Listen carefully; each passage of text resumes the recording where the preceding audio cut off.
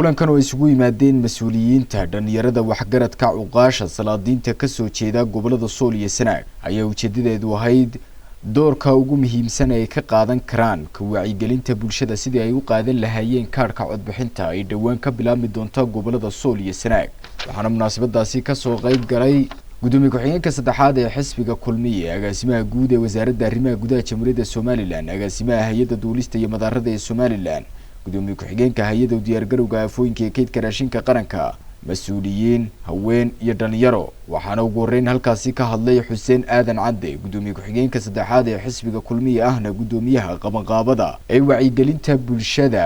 sidii ay u qaadan lahaayeen kaarka codbixinta ee gobolada Sool iyo Sanaag waxaana uu ka warramay ujeedada kulankan ay isugu yimaadeen shirkani wuxuu ku saabsan yahay in maxay ahayd dadka la ururiyo isku fikrad laga noqdo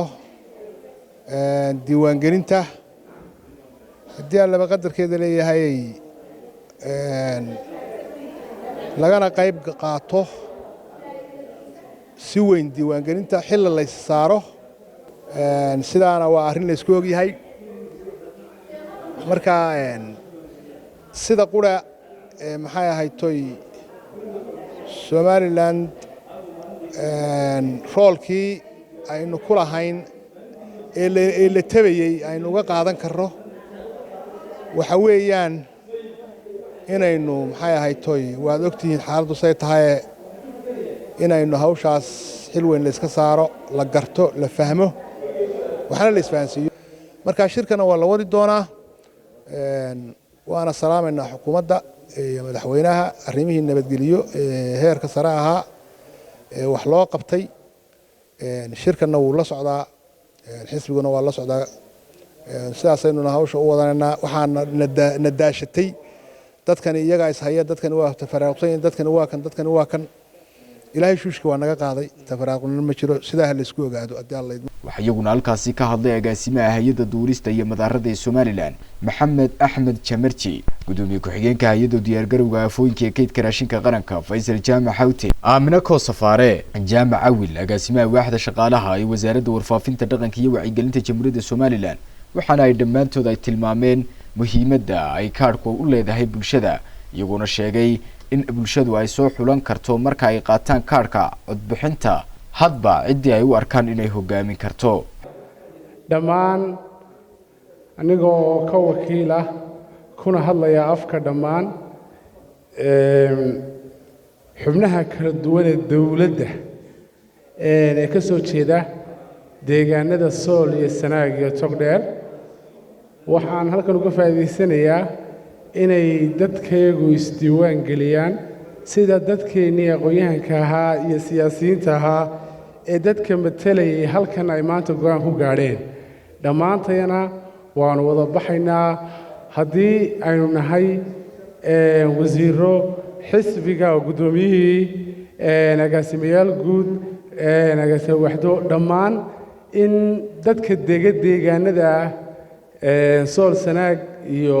Buuhoodle oo Togdheer ah inay isdiiwaan geliyaan baan baaq dheer ugu diraynaa waana tiin rajaynaynay dadkana waxaanu leenahay ay isdiiwaan geliyaan meel kasta ay joogaan waxaan kaloo halkan baaq uga jeedinayaa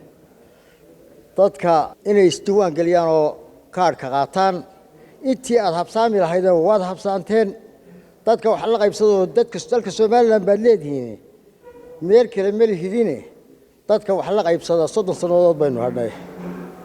oo isdiiwaan geliya oo waligan caban maynee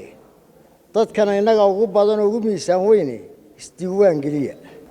waxaan kaloo halkan ka salaamayaa madaxweynaha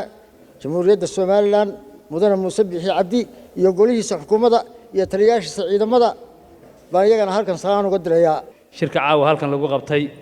oo daaranaa sida isu wacyigelin lahaayeen dadka ka soo jeeda deegaanada Sool Buuhoodle iyo Sanaag Koonfureed wacyigelinta diiwaangelintan ee halkan la isugu yimi waxay daaran tahay oo ay kaga duwan tahay diiwaangelinihii hore diiwaangelintan hadda lagu tartamayo ee socota waxaa lagu dooranayaa baarlamaankii iyo golayaashii deegaanka waxaan ku baaqayaa dadka deegaanada ka soo jeeda hadday yihiin dhalinyarada iyo hablaha jooga Hargeysa ilaa Boorame ilaa gobollada meel kasto ay joogaan waxaan ugu baaqaynaa inay diiwaangelinta ka shaqeeyaan oo ay aadaan waxaan leeyahay wuxuu daaran yahay maanta isku imaatinkan caawa halkan iskugu nimi waxa weeyaan si loo qaato kaadhadhka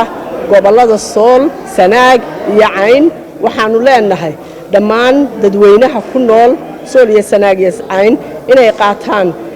kaadh qaadashada codaynta taasoo faa'iido badan ay u leedahay hadday xildhibaan tahay hadday golo deegaan tahay markaad kaadhka qaadato adna waxbaad u codayn kartaa dadkana way ku codayn karaan kulankayagan caawa dadweynahan isku yimid ee ka soo jeeda Sool iyo Sanaag iyo Cayn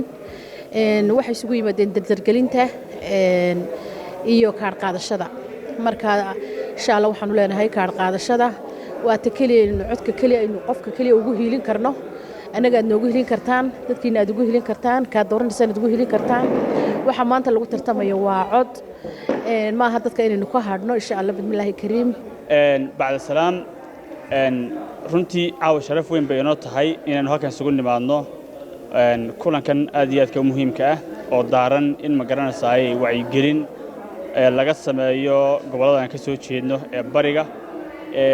wacyigelintaas oo ujeedadeedu ay tahay dadku inay isdiiwaan geliyaan oo kaadhka qaataan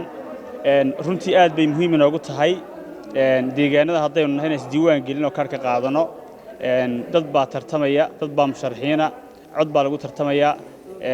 deegaanada qofka runtii isdiiwaan geliya ee kaadhka qaata faa'iido weyn bay u leedahay deegaankeenna nambar aad u fara badan oo isdiiwaan geliya baynu u baahannahay waayo musharaxiin badan bay naga sharaxan deegaanka horumar bay u keenaysaa haddii golaha deegaanka noqoto hadday wakiilada noqoto iyo hadday madaxtooyada noqoto runtii faa'iido inoo tahay waxaan halkan ka boorinayaa aan dadku ku wacyigelinaya inay dhammaan ay qaataan kaadhka 10 bisha ayay bilaabmaysaa insha Allah haddii la yiraahdo waxa weeye in dhammaan waxa weeye la iskugu yimaado oo kaadhka la qaato